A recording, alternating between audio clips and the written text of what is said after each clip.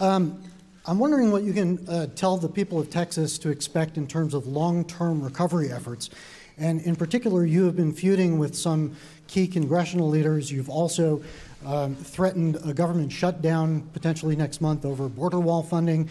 Are these going to hamper long-term, the funding that will be needed long-term for recovery? No, Todd. I think that you're going to see very rapid action from Congress, certainly from the president, and you're going to get your funding. It's a terrible tragedy. Your governor has been absolutely outstanding in the job he's done and his entire staff. And I will say that I just spoke with Greg, and he is working like 24/7. We expect to have requests on our desk fairly soon, and we think that Congress will feel very much the way I feel, in a very bipartisan way. That will be nice, but we think you're going to have what you need, and it's going to go fast. Texas is a unique place.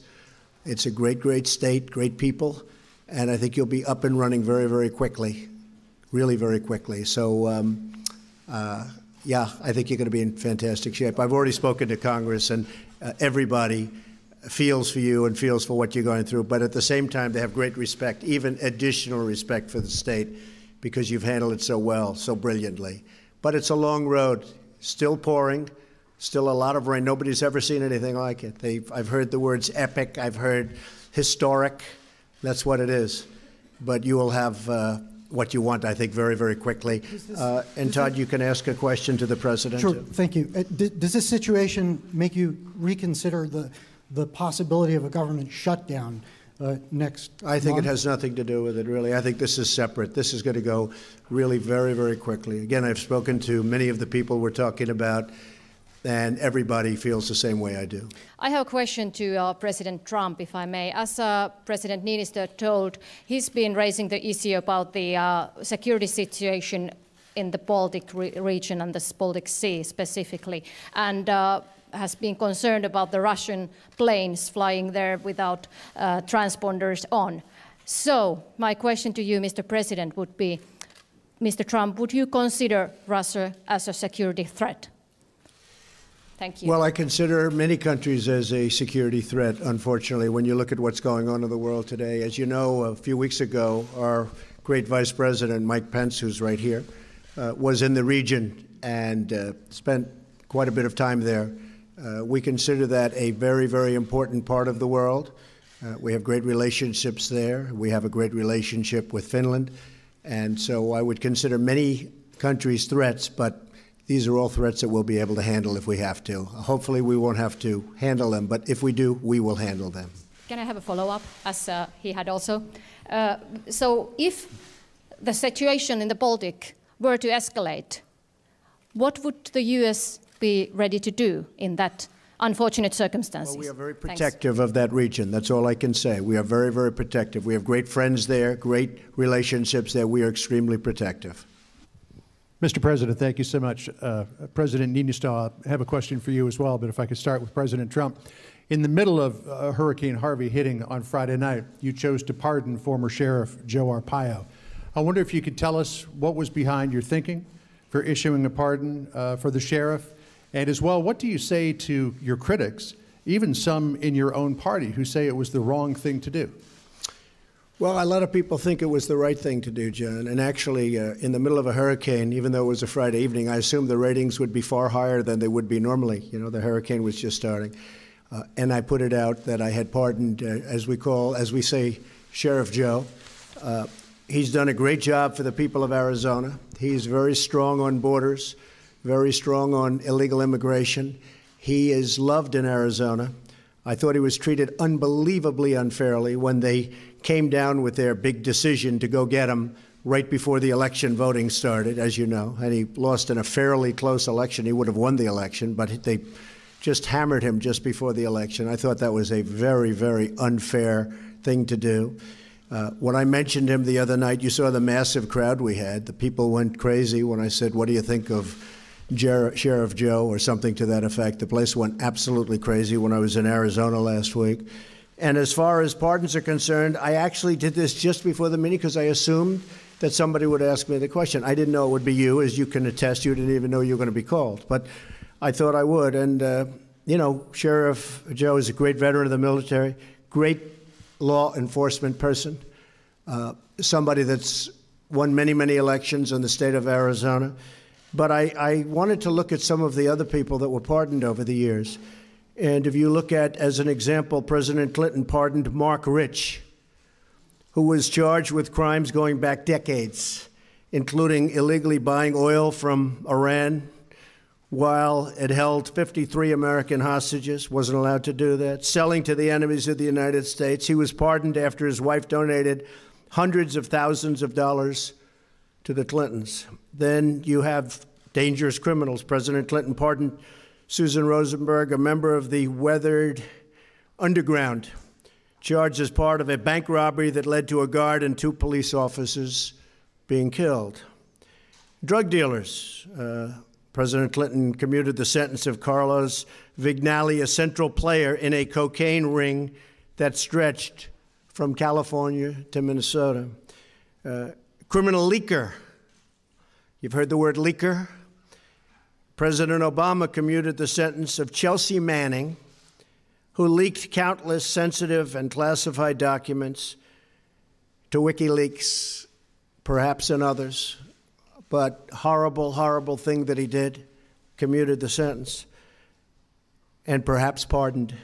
President Obama commuted the sentence of Oscar Lopez Rivera, who was charged as part of a violent independence group from Puerto Rico responsible for 28 Chicago area bombings and many deaths in the 1970s and 1980s. Sheriff Joe is a patriot. Sheriff Joe loves our country. Sheriff Joe protected our borders.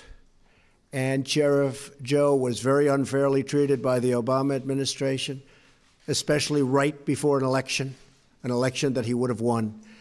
So, and he was elected many times. So I stand by my pardon of Sheriff Joe, and I think the people of Arizona who really know him best would agree with me. Thank you very much.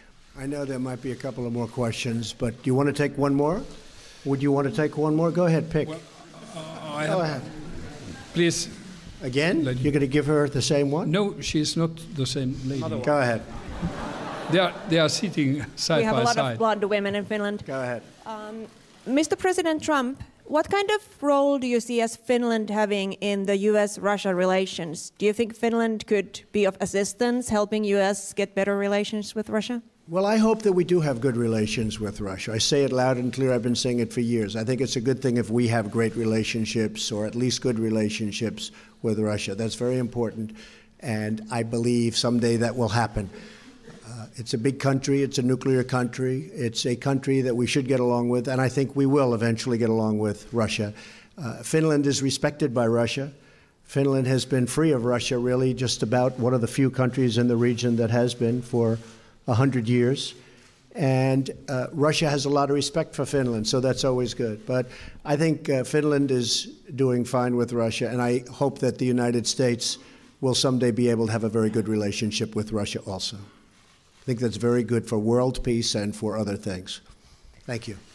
As a follow-up, if Finland's relationship with Russia were to deteriorate, would the U.S., what kind of assistance would the U.S. be willing to give to Finland bilaterally if we needed it? Well, as I said before, that our relationship with Finland is a very close one, and we're always ready to help Finland. One of the things that is happening is you're purchasing large amounts of our great F-18 aircraft from Boeing, and it's one of the great planes, one of the great fighter jets, and you're purchasing lots of other military equipment, and I think purchasing very wisely. I know all of the military equipment, and I actually agree with everything you purchased. We talked about it before.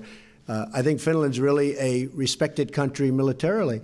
It's got large armed forces for its size as a country, really proportionally probably one of the biggest in the world, if you think of it. I guess so. But they're very respected militarily, and they're respected beyond militarily. So hopefully it'll never come to that. Thank you. Yeah, go ahead. Thank you, Mr. President. Trey Inks with One America News. In the aftermath of Hurricane Harvey, do you believe that cutting FEMA's budget is the right thing to do? No, I think what's going to happen is the FEMA money is relatively small compared to the rebuilding money.